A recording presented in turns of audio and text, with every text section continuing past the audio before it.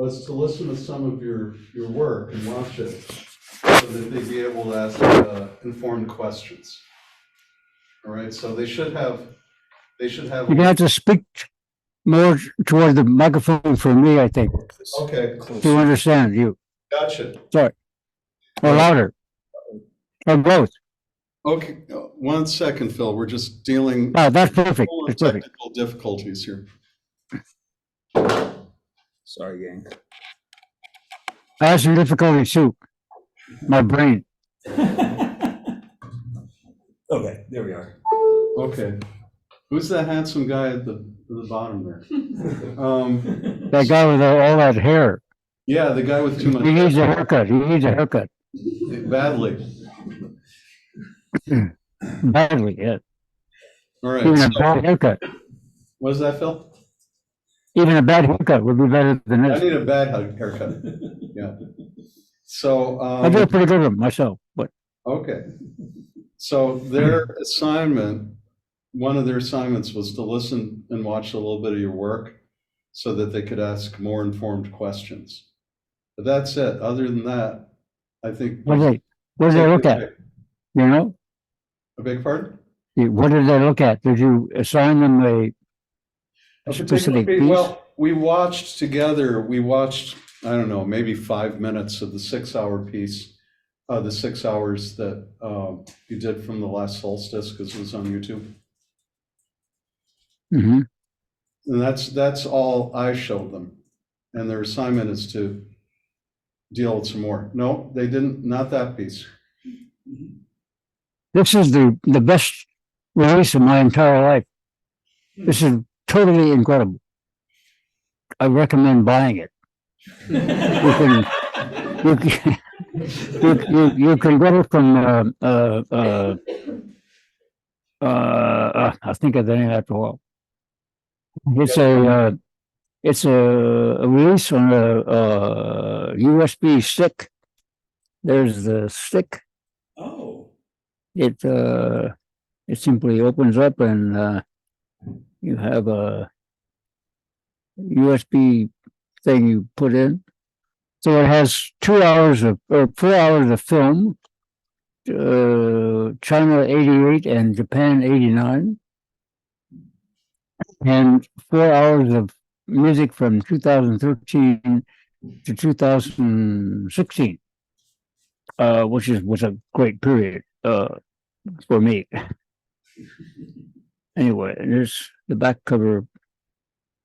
It's in a CD case, but everything is USB stick. Okay. Yeah. Hey, Phil. Yeah. Could you send me the information on how to get that, and I'll put it on the website for the class? Okay. Sure. Just use the emails that we've been using before. You just copy. Okay, good. Yeah, sure. Will do. Great. So Phil, you want to say anything about your work first and how you came up with the ideas and how you make it, or do you want to play something first? What would you prefer? Oh, whatever you would like, you know. Okay, how about say, how did you come up with the ideas to play music that might only have one note or a small number of notes that lasts for a long time? How'd you come up with that idea? And then how do you put it together with the images?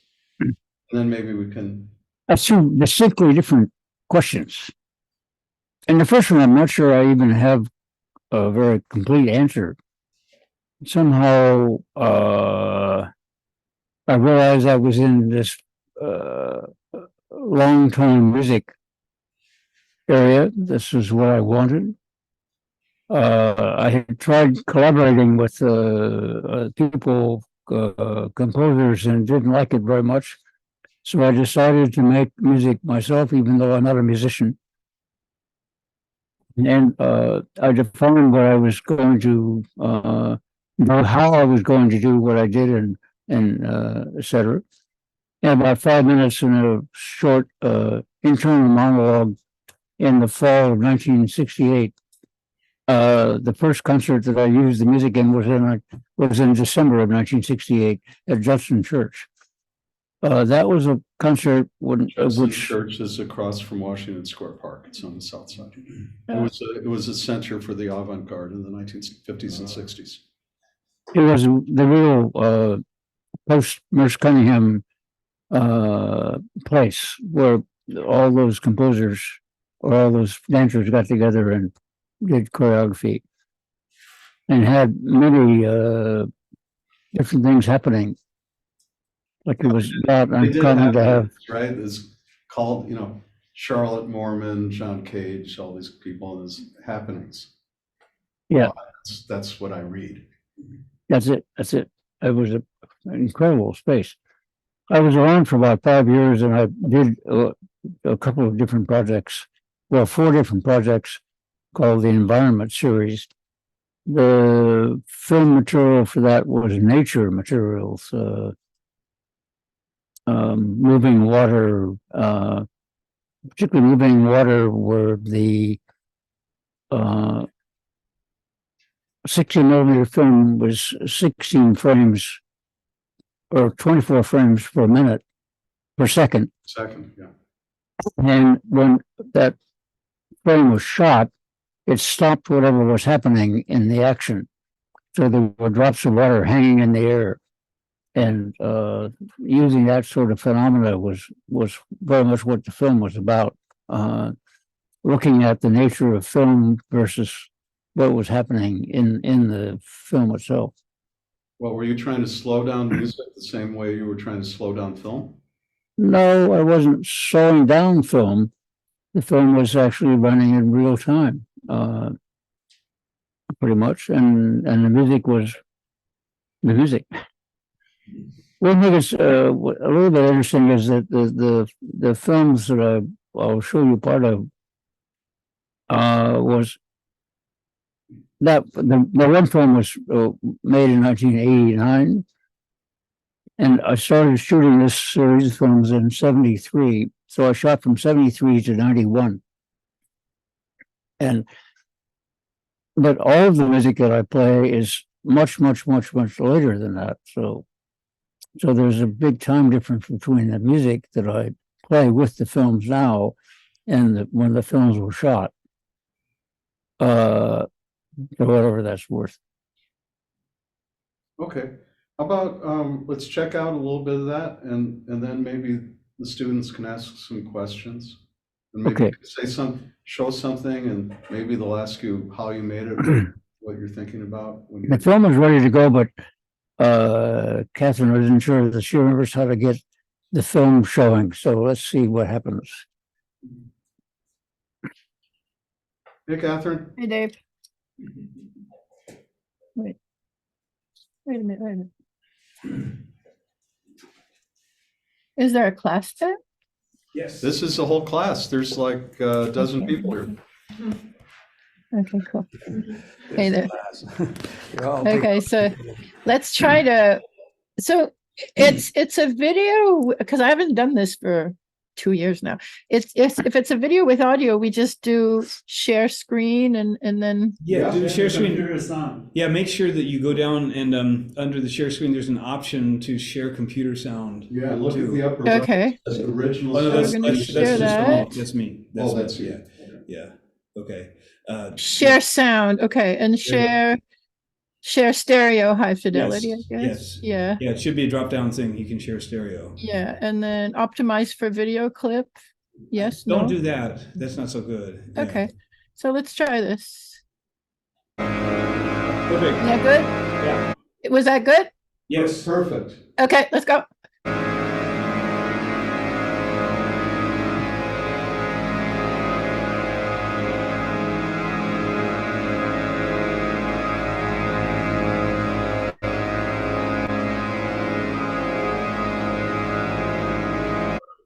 I'll show a couple of minutes of this, and then I'll skip forward and show you a different shot and probably a different piece of music. Phil, they've also been learning about scales and tuning. So if at any point you want to say something about. Yeah, well, later for that, later. Yeah. Okay. You get into the nitty gritty. You're into that stuff, though. No accounting for taste.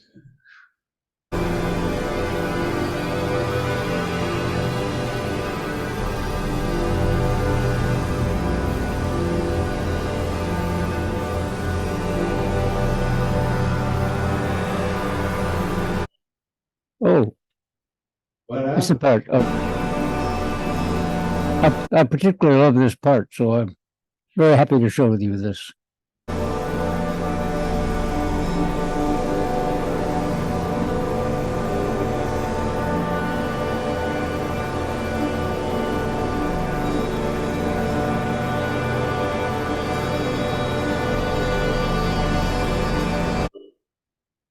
What instruments are playing? Frankly, I don't know, but we'll try to find out. I would have just skipped forward. I didn't find the part that I wanted to look at. So. Okay, yeah, find it. One of the phenomena about Phil's music is it's But this is showing that orchestra might be playing. things are moving along, Really and hard to tell because it's these long.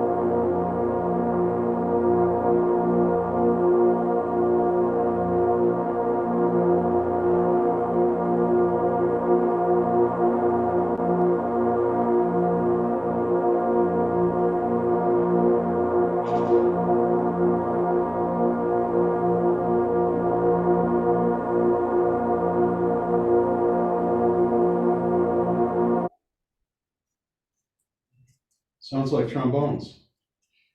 mm-hmm.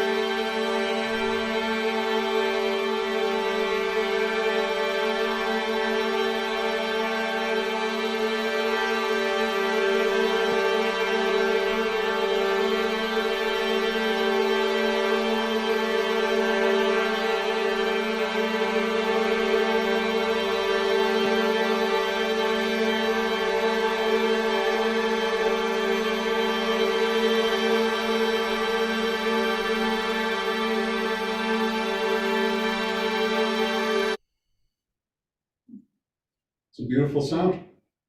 I'm curious. Here we go.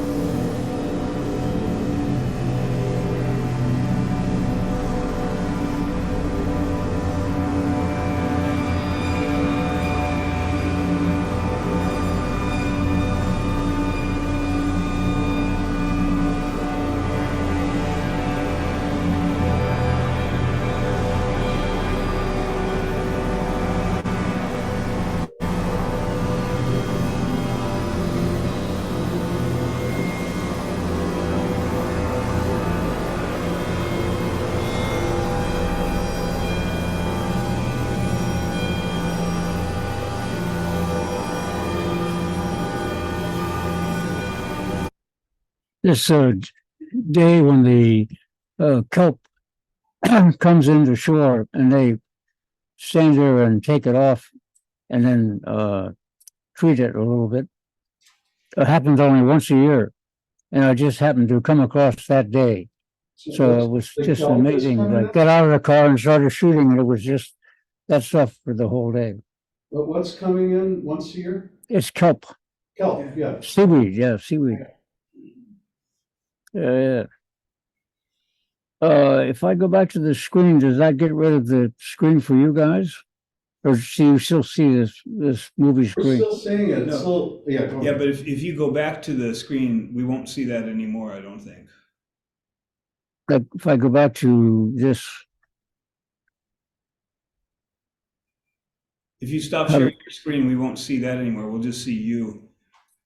okay, I'll just stop this. We can see you now. Okay, you can see me on the small with my mussed up hair being smaller. Yeah. We're seeing mini Phil. Seeing a The tiny question is, Phil. shall I leave it up and show more of this later, or shall I just Yeah, scuttle it and you can close that off go as on? long as you don't stop sharing your screen. You can close it down, but you can put other stuff up later. Okay, and I can open it up again. Okay. We'll see what happens. You can be challenging to Philip. He's used to that. He is doing something. His work is outrageous. It's okay. He knows that. I have a few questions. Please, this is Marcus. Hello, Phil. Thank you so much for You might one. have to speak up loud. Okay. Hello, Phil. Can you hear me? Yeah. Hello, and thank you so much for your contribution. So my first question is, I've only been at it 90 years. I'm sorry? I've only been at it 90 years. It was my 90th birthday last week. Hey, Happy man, God birthday. bless. Happy birthday. So my first question is,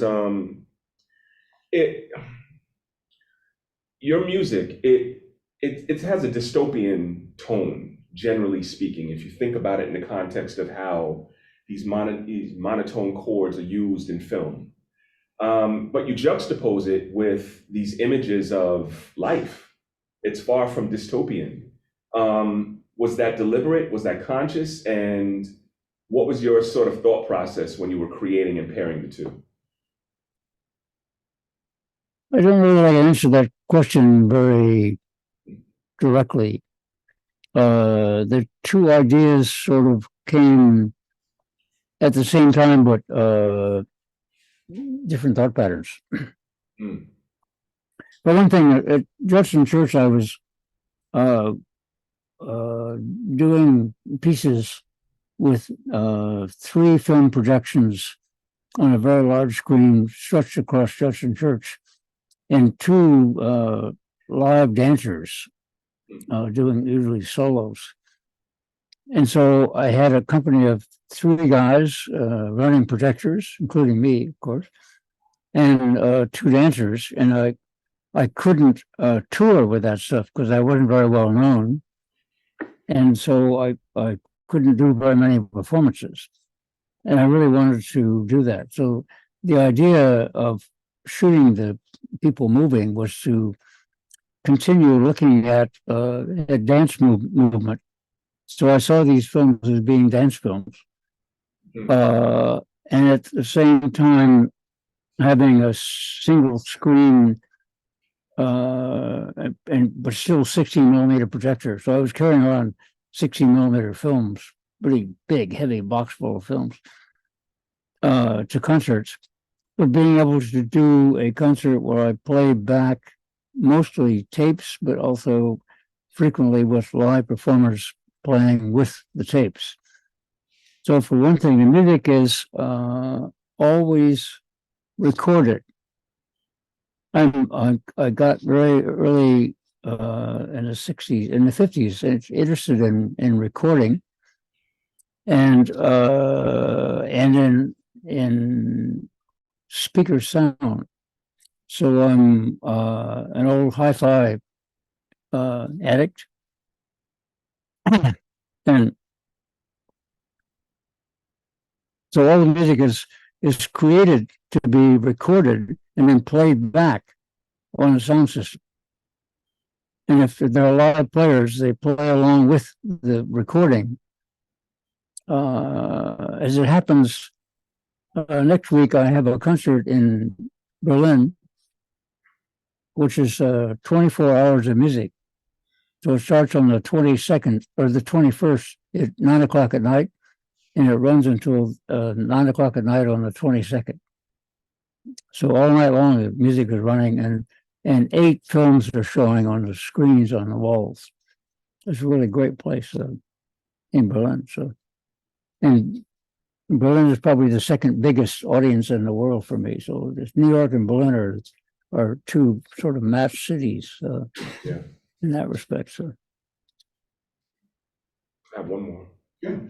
My second question is, your music also has a very meditative quality. I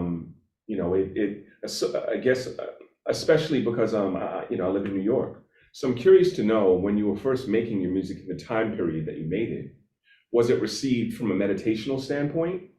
And alternately, was it received from perhaps a hallucinogenic standpoint? Were there influences of drugs that paired well with your music? It may sound like a funny question, but I'm genuinely asking. I quit smoking marijuana in 1967 when I destroyed a tape that I recorded. So I don't know about drugs. I'm sorry. Well, Red wine. I think your question answered itself in a way. Here's one thought, though, that for me the music is the foreground, and so in concerts, rather than having a lilting playback level, I play the music very, very loud, and in the old days it was like even up to 120 dB. Now it's down to about 100 or 95 or something like that. So, but still quite loud in a big space. So the music is again meant to be foreground, and the film is more the meditative background part. Thank you. Phil's music was, having played some of those concerts, really can be very loud, and all the players wore earbuds. Yeah. Please go ahead. This is a viola player over here. So, oh, you're conducting? I just had a question about like the pitch clusters that I heard. Like you would go to different sections, and I was just like writing down like the pitches that I heard, and I found it interesting of like potentially this idea of like overtones being produced when clashing pitches, like a minor second or like a half step, like an A flat or an A natural against each other. Of like, was I imagining certain notes because they came just due to overtones, or like did you have like a roadmap of like the pitches within those, like to create those pitch clusters?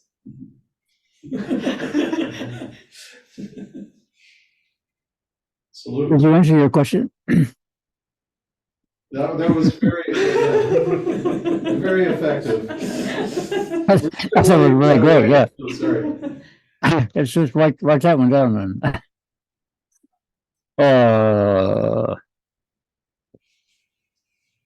I guess one thing I could say is I don't modify the tunes. For one thing, I go to a studio with the musician, and all these pieces are basically a single instrument piece.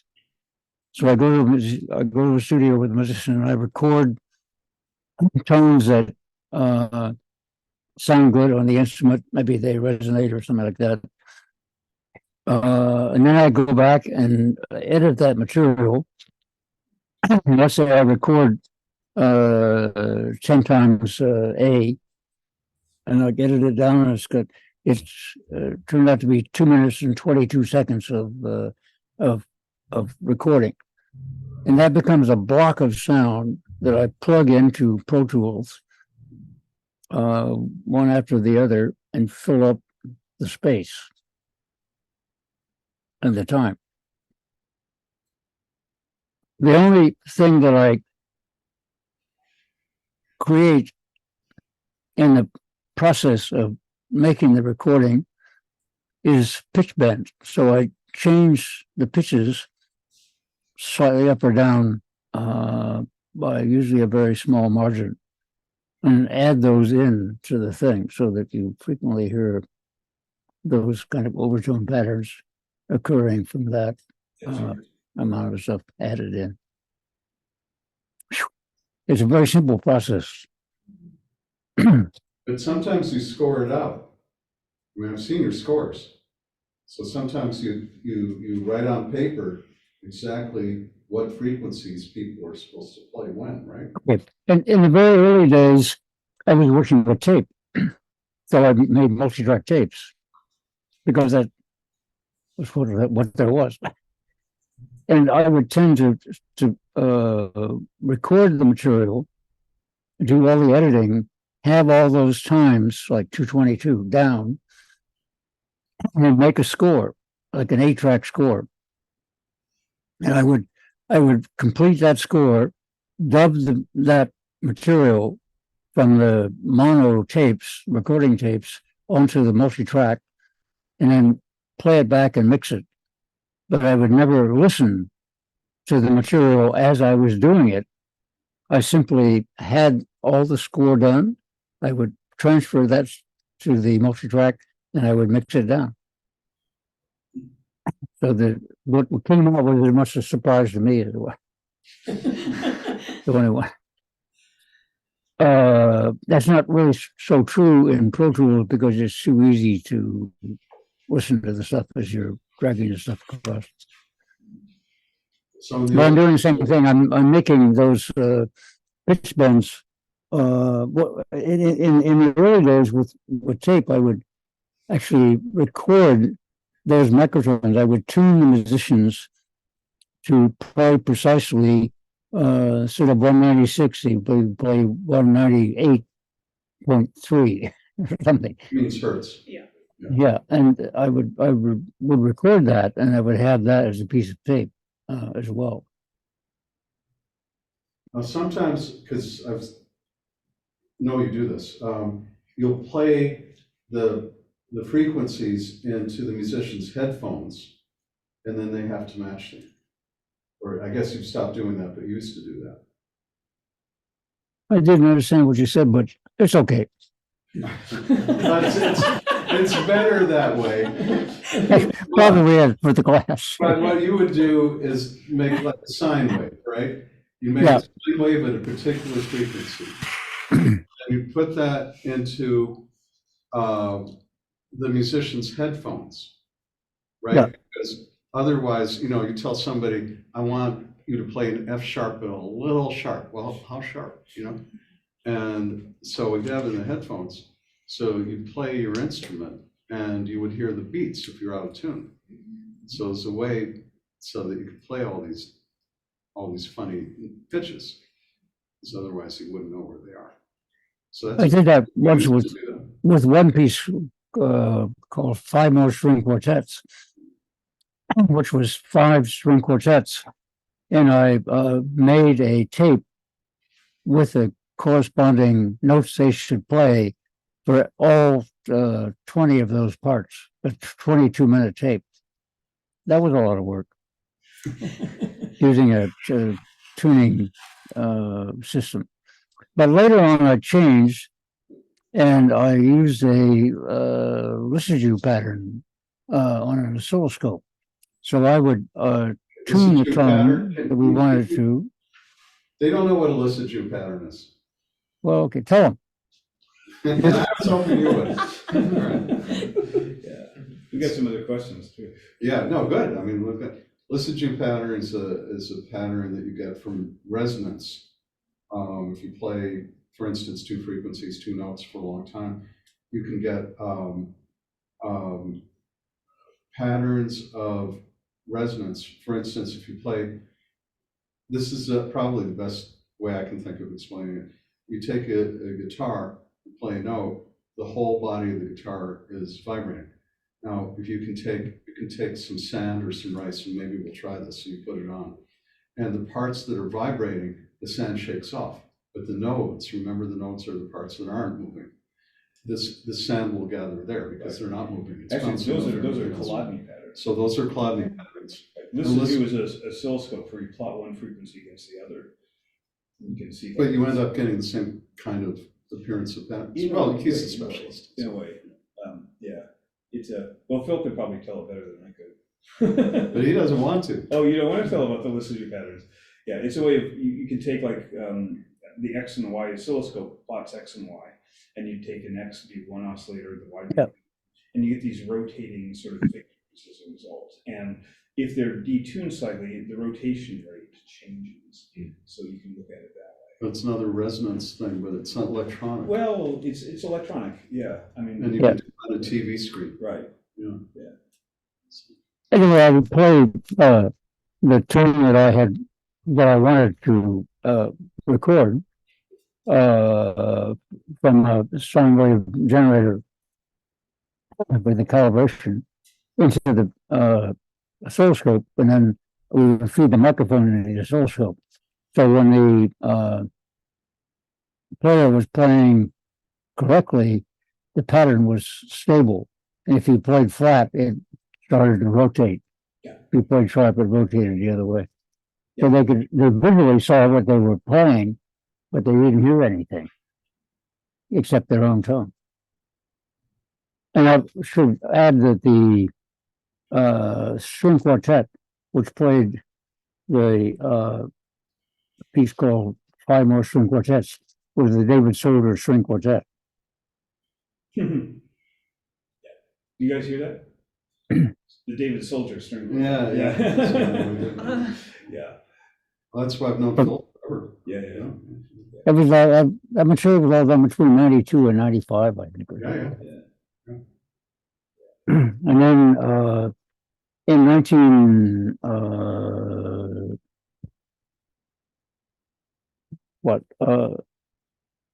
98 or 99, Peter Kotek asked me to make an orchestra piece to play in a festival he was starting in Ostrava in the Czech Republic. Peter Sickendorf. And so I decided to use the basic design of the Five More String Quartets for that piece. And so Ulrich Krieger created a score based on that piece, actually. So, and now there's something like 13 pieces for orchestra, which are scored and which are played by ensembles. Kodak played one piece with 110 musicians, which was a really massive sound. But mostly there's about 20 parts per score, and so 20 musicians actually sound pretty good playing that. So when you started doing the kind of direction you're doing, did you ever think that you were going to be writing for orchestras with 120 people? Absolutely not. Yeah. I mean, I was amazing. I was making music. Let alone. So we're here because you guys had questions. Do you want to ask them? Question. Okay, so it sounds like you're pretty like method. A little bit louder, please. I'm mostly deaf. Okay, I'll shout. Okay. It's So that's great. you can hear me? Yes. Okay. So it seems like you're pretty precise with how you instruct musicians to like play each note and each pitch and whatnot. But do you ever let them take agency over like what note they want to play or any type of change that they would want to make? Or when you bring like a musician into the studio, is it very much like this is my Let them improvise freely over the score? Absolutely not. Happened occasionally, and it was horrible. So. Has anyone ever wanted to? No. Okay. Great. Let them do their own, whatever they're going to do. So, I would say. I made the most recent scored piece was called exploratory Rhine version "Looking for Daniel," and the reason it was called "Looking for Daniel" is that one of the co-founders and sort of co-directors of the Phoenix Ensemble in Basel, where the Rhine runs through, had disappeared for a while, and he was later found on the beaches of the river way down river somewhere. And so it was a very sad occasion. So I made this piece, and it was played by them in June of 2019. And shortly after that, there was a call from the RDD String Quartet, which is incredible string quartet, who I never thought would ask me to play a piece, but the way it goes. And I suggested that they play that same score. So they came to Krakow, and they spent one day recording all 20 parts of the score, and the next day they played it in a concert, which was really super. So I had two versions of that piece, and so I sent out an email with the score for the piece to a whole bunch of people, and suddenly I got an incredible response of people playing the piece. So there's something like 25 to 30 recordings of that single piece, and there's a label in Belgium which is going to issue them. And they have been doing it as LPs and CDs, because LPs sell and CDs don't. But they may go back to my original idea of making a box set of maybe 10 CDs. It's all this one piece played by all these different versions. There are versions for single harmonicas 20 times, or accordions.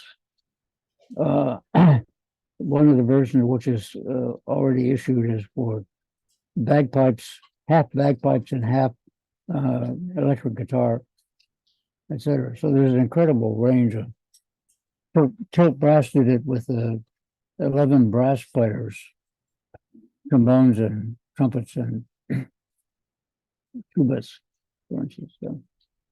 Now, you said you never, in response to the question, you said you were never using improvisation. However, I saw you with William Hooker, the free jazz drummer. I saw you guys do a duo where it was completely improvised by William. Uh-oh, busted. Busted. But I wasn't playing my music. That wasn't your music? Well, there wasn't music. It was sound collage pieces. Okay. So the thing is that I improvise, but I wouldn't allow people to improvise with my music. Okay. Well, we got a So you got question that. over here. You got that correct. Yeah, maybe. Yes, I make sound collage pieces of field recordings of like trains or things like that. Hi. And I play those with people who are doing other kinds of improvisation, particularly my partner who does video. So we do pieces where we show her clips of short videos, which she's modifying and using pretty much as improvised material herself. So she's combining things in different ways. And so she's sitting next to me, but she may not like that agreement or that definition, but the way it goes. And then I play a number of those pieces together, and I rearrange parts and shift things around and stuff like that. So. Yeah. Hi, Phil. Thanks for coming tonight. I had a question for you more about the process of writing. How do you choose your frequencies that you ask your musicians to play? Do you have a score, as you were mentioning, Dave, like prior to going to the studio, where you know each frequency your musicians are going to be playing? And how do you choose those? Is it because you want certain oscillations? For example, in the 6-hour clip, you have certain moments where you can hear oscillations. Is that intentional when you're writing it? Yes, sometimes I choose a chord, frequently a chord to start with, which might be tuned one way, and then it gradually changes to another chord at the end, tuned a different way, like a major to a minor chord or something like that. Frequently, I would record material using things which sounded very good on the instrument. I particularly like recording cello, for instance, because they really sound great in many different registers. And so I would choose something that maybe hit the resonance of the instrument as part of the Yeah. tone.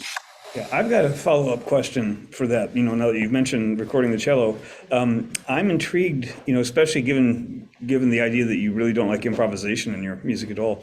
Do you prefer the electronic versions, or do you prefer the now that you're working with these orchestras, do you like the live musician versions of what you're doing? I don't have a preference other than that my name is associated with it. Okay, that's a pretty good answer.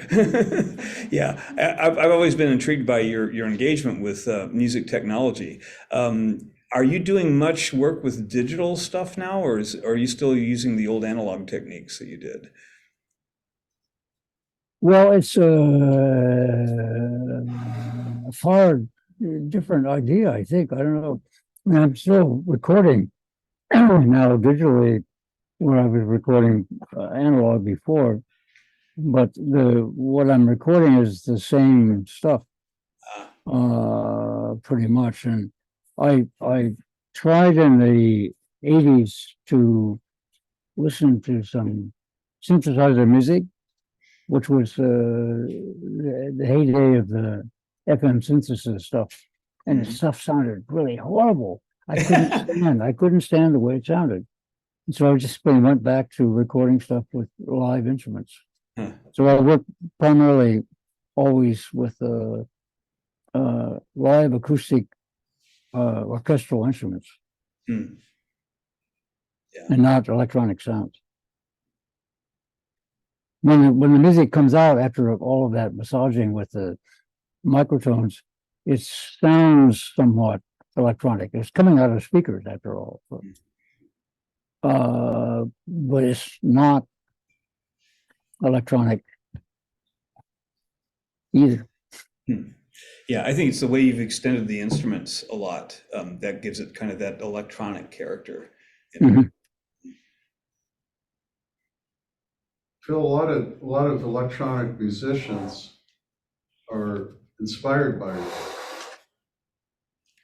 So apparently they're pulling something else out of it. Well, I'm Or I thinking, say something like, oh, the poor fools.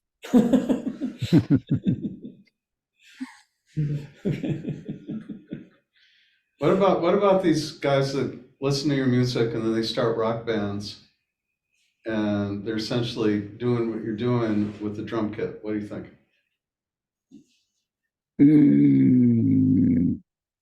Well, what could I say? Some of them are your friends, so I mean, you must get, Yeah, you know. we were Stephen talking about this O'Malley. before you Stephen, came how in. about Stephen O'Malley? Yeah. What was that? What do you say? I missed it. Hmm? What did you just say, Phil? Like Stephen O'Malley. Like Stephen Yeah. O'Malley from Sun O. You guys know Sun O? Yeah. Yeah, he's a great fan, and I made a piece for him. So, which we're playing. He was coming to Berlin to play in his 24-hour concert, but he's couldn't make it. So somebody else is playing a part Okay. instead of him. Yeah, but you have a whole history that you had the Band of Susans and maybe to some extent Yeah. and Glenn Branca, and we were talking about Arthur Russell. So you've got a whole history of people kind of taking what you're doing and then tweaking it a little bit, maybe making the pieces a little shorter. But the Russell didn't do that. And my relationship with him was interesting because I was simply a videographer. We made a collaborative piece, which I liked very, very much. I mean, I liked very much what he did, and he was doing stuff that he wasn't doing before, otherwise. Yeah. And that stuff became famous. So I was What's really it called? happy. Paris of Unintelligibility. That's the name of the piece, and it was issued with music of his by a label, Audica, and I don't know. It hasn't been reissued since. It is around, as being shown occasionally. Hey, Phil, here's a question. I bet you get this a lot, but you're in a unique position to answer it. What do you think of the music scene nowadays? Oh, you know, I don't know because I don't listen.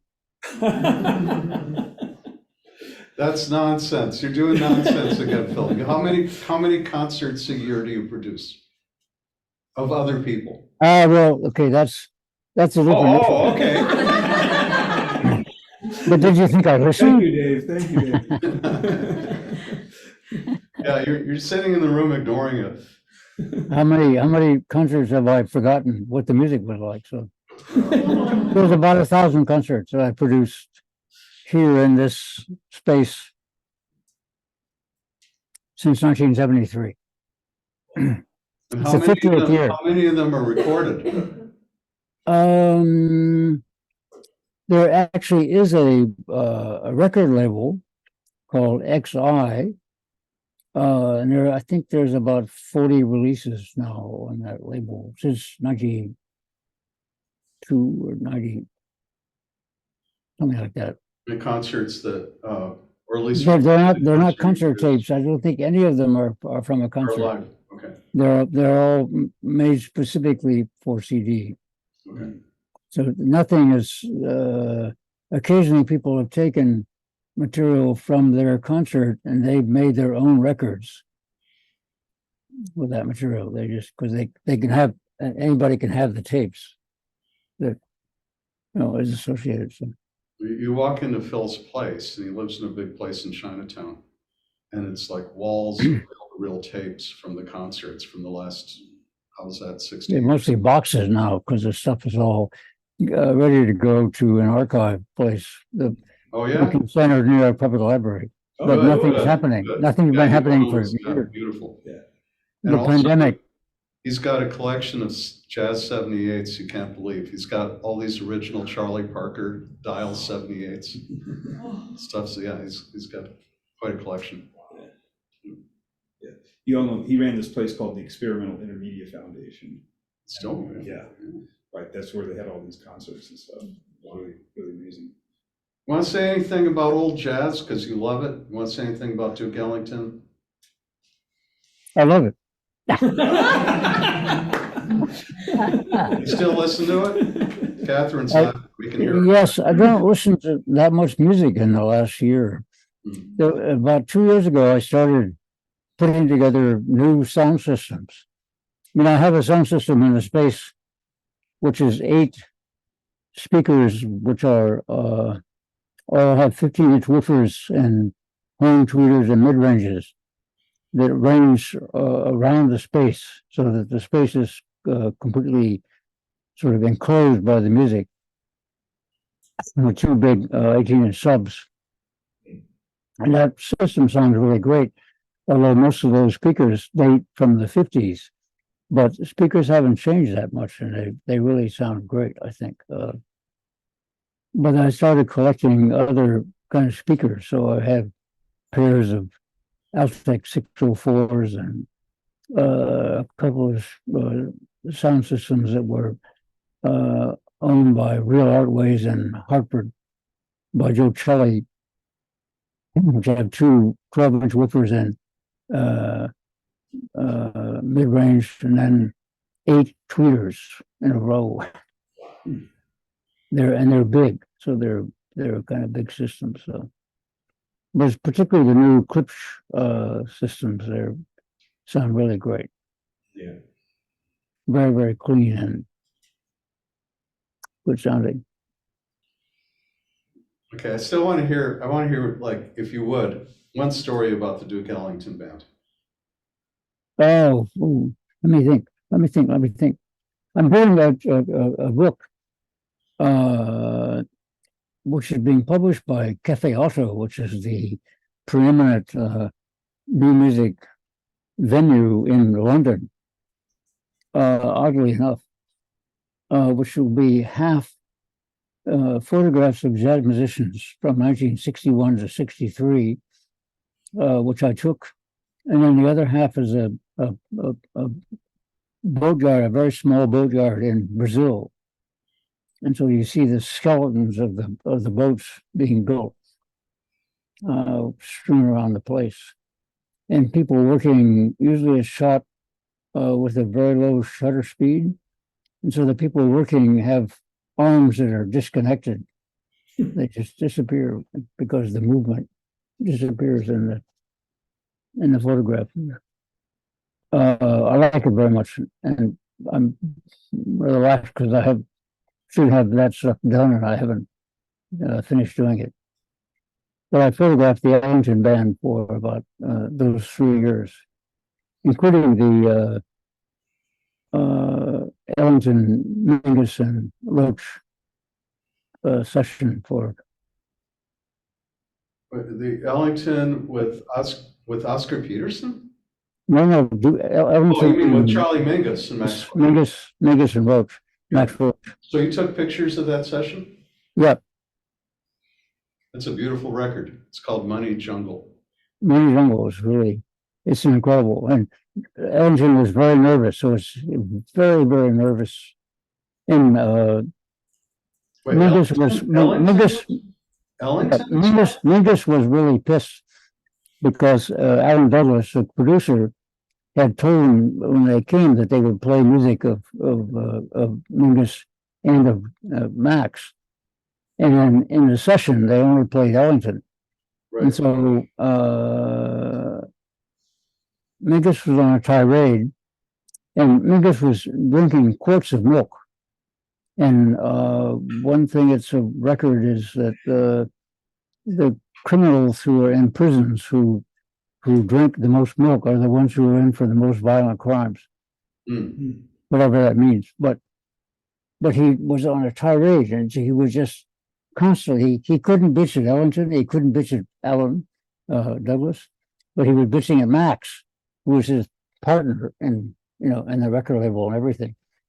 And it was just kept on. He just kept on and on and on. He was talking about how he couldn't stand these drummers who had the solo on every side, Well, He there's said, only 3 I haven't- players. What does he But want? nobody said, I haven't taken a solo in 7 years. All right, that's another assignment. Listen to something from the trio Duke Ellington, Max Roach. See, they're writing it down, Phil. Yeah, Max Roach and Charlie. that is totally a jazz album to have if you don't have anything else. And now you heard a little bit of the fights that were going on. You don't realize there's fight. The music's beautiful. You don't realize Mingus is screaming at Max Roach. Hey Phil, what jazz musicians do you think would have paired well with your music? All right, say it again. What jazz musicians do you think would have paired well from a collaboration standpoint with your music? Ben Webster. Ben Webster. Yeah. If ever there was a favorite musician. Yeah. I got fairly close to Ben because I would go, after gigs, I would go back to his hotel room on 50th Street, and he would get undressed and sit in bed and tell stories. Okay, one more assignment. Listen to something by Ben Webster. He's one of the top tenor sax players in the 1930s. And you got to check him out. I see that somehow my computer has gotten unplugged, and it's on low battery, so it's going to conk out All Actually, right. we're gonna have to, very soon. Well, we're getting towards 8 o'clock anyway. yeah. I don't know, you want to, any more questions, or should we play stuff until his computer does? And then we stop? Got another question. Yeah. Hi. Do you have any advice for a young artist? Uh-oh. He just died. no. Oh, no. Just at the well. right time. Sorry. He's saying, choose your own